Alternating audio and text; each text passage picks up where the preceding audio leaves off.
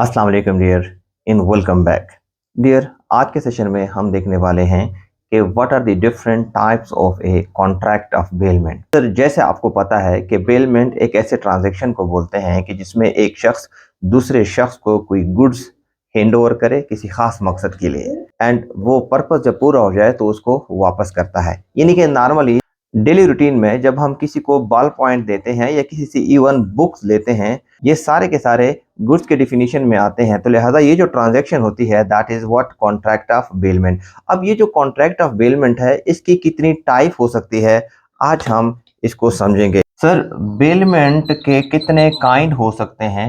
Broadly it can be divided into two group on the basis of benefit, on the basis of reward. Sir, on the basis of benefit, it can be further divided into three groups. Number one, for the benefit of bailor. Number second, for the benefit of bailee. And number third, for the benefit of both. Means bailor और bailee के दोनों के मफाद के लिए। And sir, जब हम reward की बात करते हैं तो it can be further divided into two groups, namely for reward, without reward. Sir, एक एक को देखते हैं। सर, जब हम बात करते हैं for the benefit of baler की, तो इससे मुराद ये है कि कोई ऐसा ट्रांजैक्शन, ऐसा बेलमेंट जो सिर्फ और सिर्फ बेलर के बेनिफिट के लिए ही दिया गया। फॉर एग्जांपल, मिस्टर ए एक शख्स है जो कि कुछ दिनों के लिए कहीं जाना चाहता है, तो वो बी जो उसका कोई नेबर है उसको रिक्वेस्ट करता है कि आजकल ज़रूरतमंद बहुत है, मेरा घर जो है, मेरा बेंगलो जो है वो खाली है, कोई नहीं है उसमें, तो लिहाजा ये कुछ आइटम्स हैं, कुछ गुड्स हैं, वो कुछ ज्वेलरीज हैं, कुछ डायमंड है, मान लीजिए इवन टमाटर है, आजकल बहुत महंगे हो गए हैं, तो ये सेफ कस्टडी में, यानी कि ये जो गुड्स है ना, मिस्टर ए बोलता है मिस्टर बी को कि ये अपने पास रखे सेफ कस्टडी में। तो गुड्स किसको हैंड ओवर हो रहे हैं? बी को हैंड ओवर हो रहे हैं। तो कौन हैंड ओवर कर रहा है? ए हैंड ओवर कर रहा है। इस सूरत में मिस्टर ए क्या है? मिस्टर ए है बेलर, और बी की स्टेटस क्या होगी? बी एज बेली। क्यों?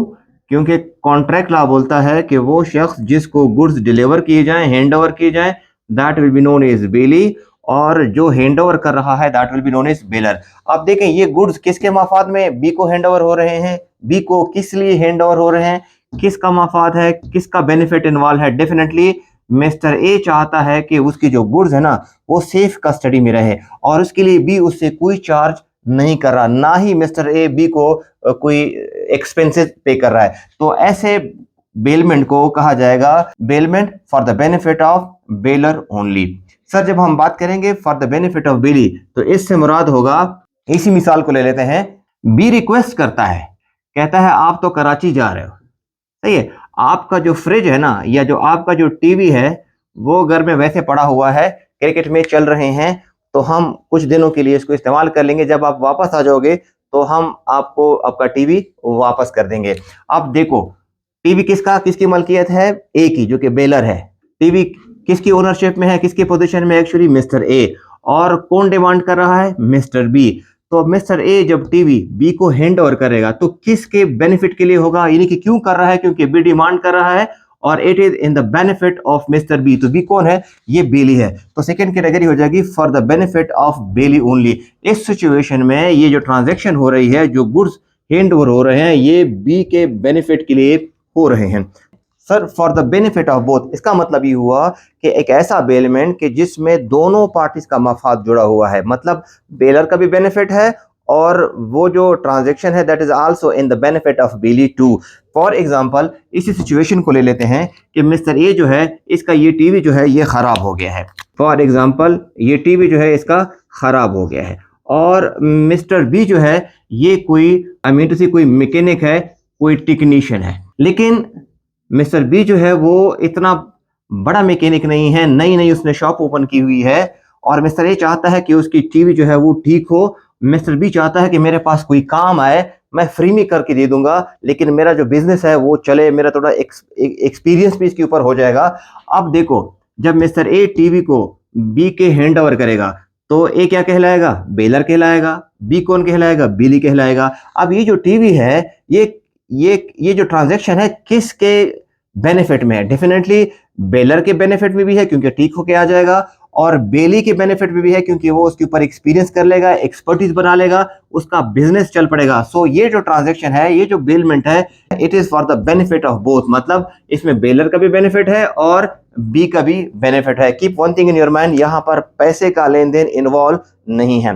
ध्यान में रखिएगा, जब हम बात करेंगे पैसे की पेमेंट की तो उसको हम बोलेंगे रिवॉर्ड, यानी कि जब कभी रिवॉर्ड इन्वॉल्व हो, चाहे बेलर हो चाहे बेली हो, यानी कि एक ऐसा बेलमेंट वेयर बेलर और bailee is entitle for remuneration, यानी कि जिसमें या तो बेलर रिम्यूनरेशन क्लेम करे या बेली रिम्यूनरेशन क्लेम करे, तो ऐसे को हम बोलेंगे it is bailment for reward. For example, इसी सिचुएशन को ले लेते हैं कि जहां पर एम जो है, जो टेक्नीशियन है मिस्टर बी, वो पेमेंट क्लेम करे, तो जब पेमेंट का मामला आ जाएगा, रिम्यूनरेशन की बारी आ जाएगी, तो फिर ये क्या बन जाएगा, it will B bailment for reward, क्योंकि अब बेलर ने बेली को क्या करना है, पेमेंट करनी है।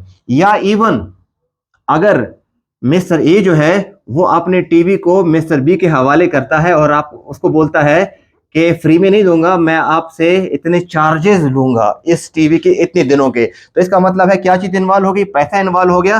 तो अब ये जो ट्रांजैक्शन होगी, it will be what, bailment for reward. जो फॉर रिवॉर्ड की दूसरी कैटेगरी है, that is without reward. Sir without reward में कोई रिम्यूनरेशन इन्वॉल्व नहीं होती, यहाँ पर neither bailor nor bailee is entitled to claim any remuneration. For example, किसी को कोई बुक दी पढ़ने के लिए, मुराद ये है कि एक ऐसी बेलमेंट कि जिसमें रिम्यूनरेशन इन्वॉल्व नहीं है, फ्री ऑफ कॉस्ट किसी को कस्टडी हैंड ओवर की जा रही है, किसी को बुक दिया जा रहा है पढ़ने के लिए। सर फॉर रिवॉर्ड की जब हम बात करते हैं तो it is also known as non gratuitous, और जब हम बात करेंगे विदाउट रिवॉर्ड की तो इट इज ग्रेटिविटियस बेलमेंट। अब तक के लिए इतना ही। मजीद मालूमात के लिए please read the book the खुदाई पामान।